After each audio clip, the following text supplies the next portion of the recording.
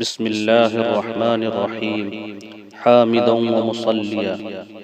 صحابی رسول حضرت سفیان ثقفی رضی اللہ تعالی عنہ نے حضرت نبی کریم صلی اللہ علیہ وسلم سے ایک بار عرض کیا، اے اللہ کے رسول، مجھ سے کوئی ایسی بات بیان فرمائیں جس کو میں مضبوطی سے تھام لوں، یعنی اس پر عمل کروں۔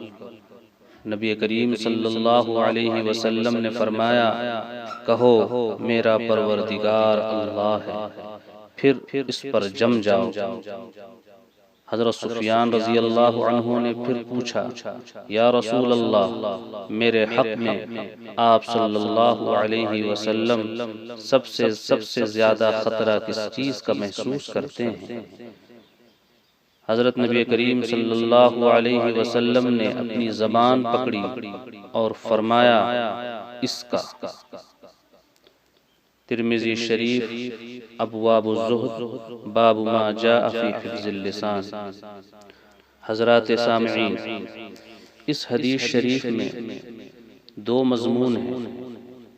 نمبر 1، اللہ کو اپنا رب مان کر ایمان و عبدیت کے تقاضوں پر چلنا سب سے اہم بات ہے۔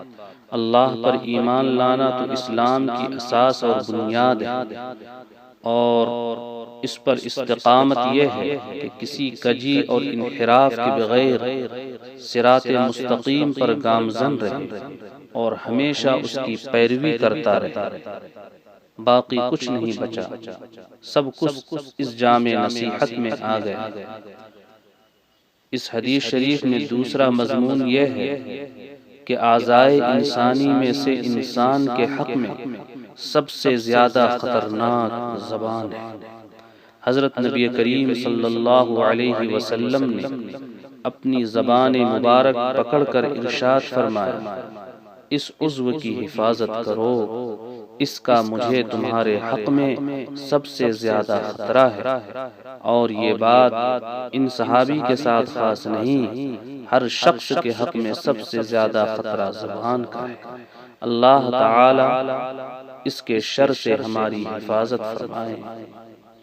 وآخر دعوانا ان الحمد للہ رب العالمین۔